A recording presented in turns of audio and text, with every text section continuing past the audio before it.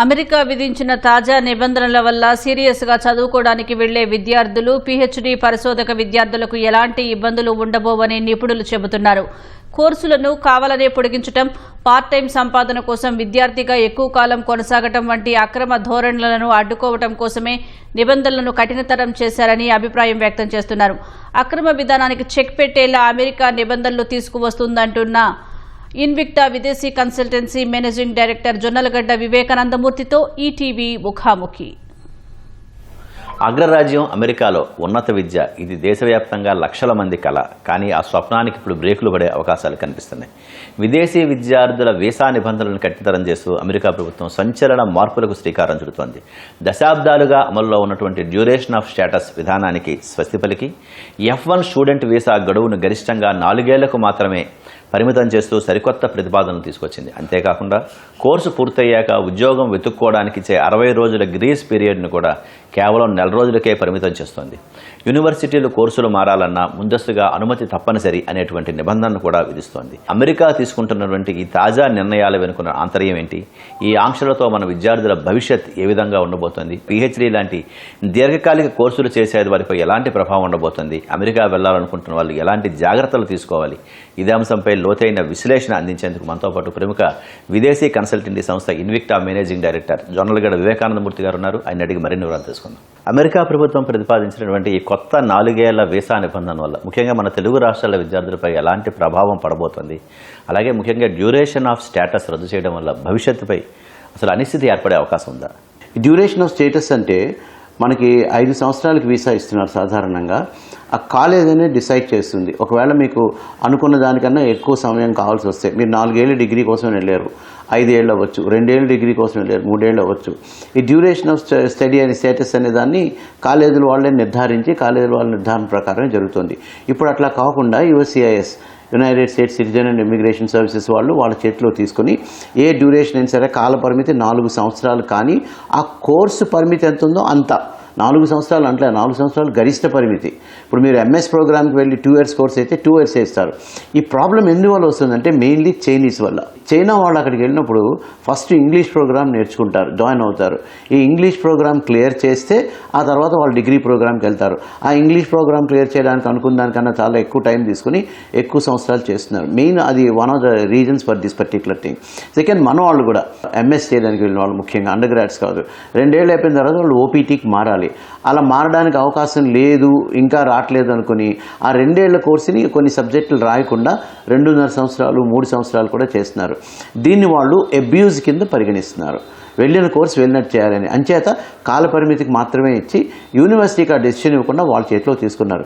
నాకు తెలిసి తెలుగు విద్యార్థులకి, చదువుకోవడమే పరమావధిగా వెళ్తున్న విద్యార్థులకి ఆ చదువు ద్వారా మంచి ఉద్యోగం సంపాదిద్దాం, ఏదో పార్ట్ టైం జాబ్ చేసేద్దాం, అక్కడే డబ్బులు సంపాదించుకుందాం, చదువుతున్నప్పుడే సంపాదించుకుంటాం అన్న వాళ్ళకి ఇది గొడ్డలు పెట్టు. ఇది వాళ్ళందరికీ కూడా ఎఫెక్ట్ చేస్తుంది. If you are a good student, if you are going for undergraduate programmes in top universities, no problem. If you are a good student going for masters, no problem. PhD ఖచ్చితంగా కాల పరిమితిని పెంచుతారు వాళ్ళు. PhD వాళ్ళకి కావాలి. PhD వీసాలు వేరు, PhD green card system వేరు. అంచేత PhDకి వెళ్ళే వాళ్ళకి 4 ఏళ్ళ కన్నా ఎక్కువ కావాలి. కాబట్టి కోర్సే ముందే 5 ఏళ్ళు ఇస్తే 4 ఏళ్ళు ముందు చేసి వీళ్ళు ప్రాపర్గా చేశారు అనిపిస్తే వాళ్ళు ఎక్స్టెండ్ చేస్తారు. సార్, PhD లాంటి దీర్ఘకాలిక పరిశోధనా కోర్సుల్లోకి వెళ్ళే వాళ్ళు చాలామంది ఉంటున్నారు. వాళ్ళు 4 ఏళ్ల తర్వాత మళ్ళీ వీసా రెన్యువల్ చేసుకోవాలంటే పరిస్థితి కొంచెం సంక్లిష్టంగా మారే ఉంటుందా? మళ్ళీ వాళ్ళు USCIS దగ్గరికి వెళ్ళి మళ్ళీ దరఖాస్తు చేసుకోవడం, వీటన్నిటిని చూస్తే ఇలా ఉండి చదువు లేదా పరిశోధన మధ్యలో ఆగిపోతుందా? లేకపోతే నేను విన్న దాని ప్రకారం ఈ పర్టికులర్ రూల్లోని ఇంకా ఇది అవ్వలేదు, ఒక ప్రపోజల్ మాత్రమే. రూల్ చేసినప్పుడు దీంట్లో PhDని పక్కకు తప్పిస్తారు అని చెప్పి నేను వింటున్నా. I talk to somebody in US yesterday only. వాళ్ళు చెప్పిన దాని ప్రకారం PhD పరిధిలోకి రాదు. కొన్ని యూనివర్సిటీలు R1, R2, R3 యూనివర్సిటీలు ఉంటాయి. ఆ యూనివర్సిటీస్లో మీరు PhD చేస్తే అది ఈ పరిధి రాదు. కాలేజ్ డిసైడ్ ఎంత 6 ఏళ్ళు 5 ఏళ్ళు 8 ఏళ్ళ కాలేజ్ ఏజ్ డిసైడ్ చేస్తే ఆ పరిధి ఇస్తారు తప్ప 4 ఏళ్ళు కాదని మొట్టమొదటి వింటున్న మాట. అది నిజమైతే ఈ ప్రాబ్లం ఇంకా లేదు.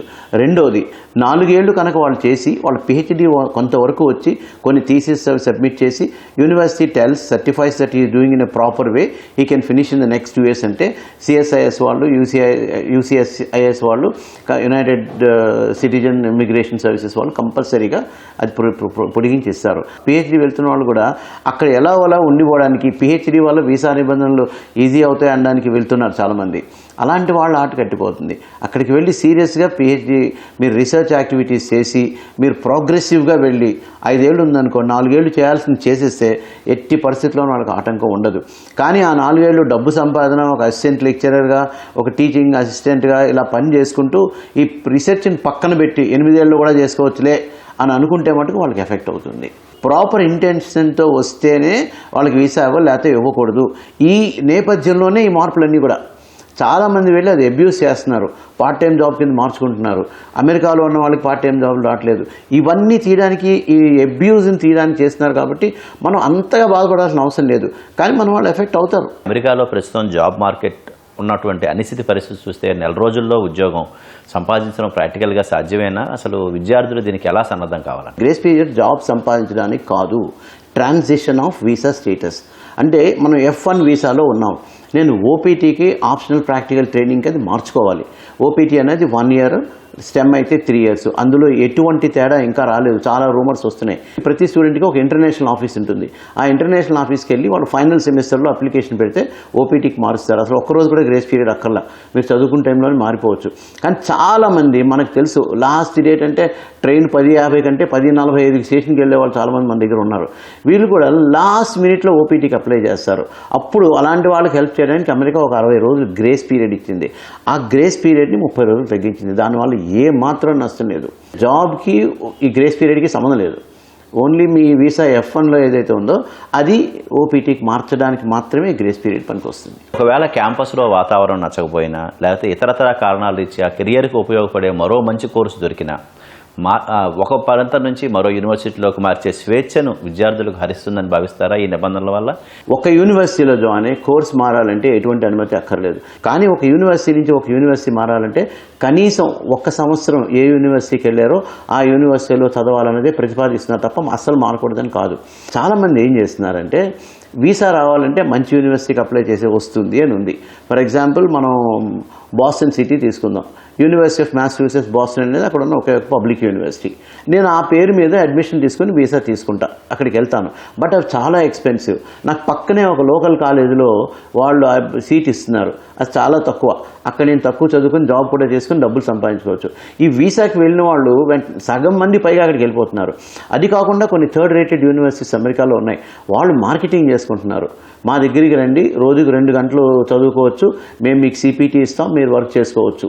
సో వీళ్ళు ఏం చేస్తున్నారు, వెళ్ళిన వాళ్ళు ఆ యూనివర్సిటీకి ఏ యూనివర్సిటీతో వీసా వచ్చింది వెళ్ళకుండా దీనికి మారిపోతున్నారు. ఇది ఖచ్చితంగా అబ్యూజ్ ఆఫ్ గివెన్ వీసా. భారతీయులు అవనండి, ఎవరు అవనండి, మనం చేస్తున్న తప్పు. దీన్ని అడ్డకట్ట వేయడానికి ఏ గవర్నమెంట్ అయినా ఆలోచించి తీరుతుంది. ఈ గవర్నమెంట్ కూడా ఆలోచిస్తుంది. ఈ ట్రంప్ వచ్చాడు కాబట్టి ఆయన సపోర్ట్ చేస్తున్నాడు కానీ ఇవన్నీ వేగవంతం అవుతున్నాయి. కానీ ఇదేమి ఈ రోజు ప్రపోజ్ చేసింది కాదు. మీరు for example national medical council తీసుకోండి. MBBS మీరు అబ్రాడ్ చేయాలంటే నీట్ క్వాలిఫై అవ్వాలి. మీరు ఏ యూనివర్సిటీలో జాయిన్ అయ్యారో 5.5 సంవత్సరాలు అదే యూనివర్సిటీలో చేస్తేనే మీరు ఇండియా వచ్చి డాక్టర్ అవ్వగలుగుతారు, లేకపోతే అవ్వలేరు అనే నిబంధన ఉంది. అది మన కంట్రీ పెట్టే నిబంధన.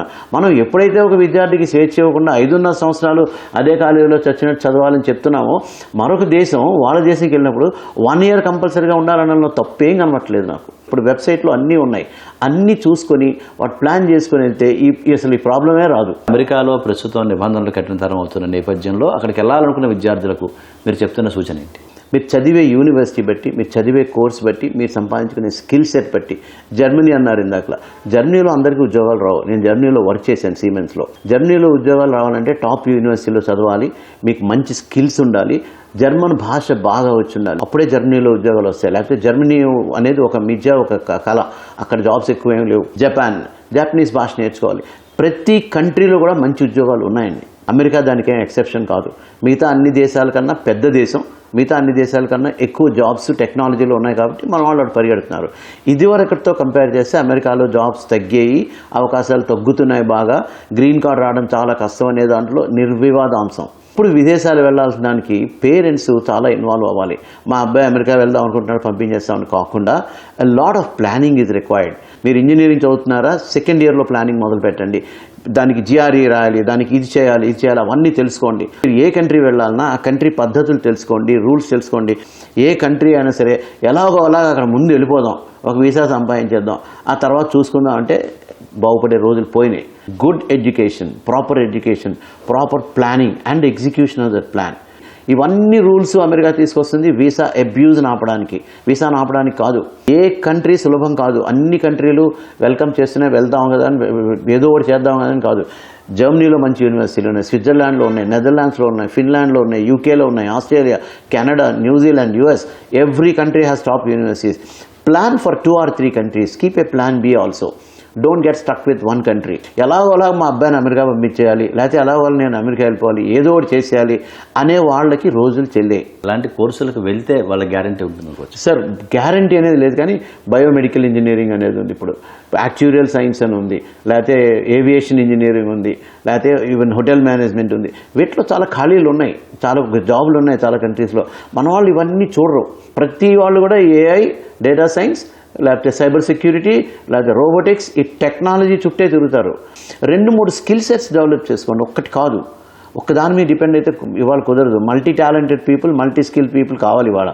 ఇట్లా కాంబినేషన్ కోర్సెస్ చేసుకుంటే అద్భుతంగా ఉంటుంది. విజయవాడ నుంచి కెమెరామెన్ కే కోటేశ్వరరావుతో శ్రీనివాస్ మోహన్, ఈటీవీ న్యూస్.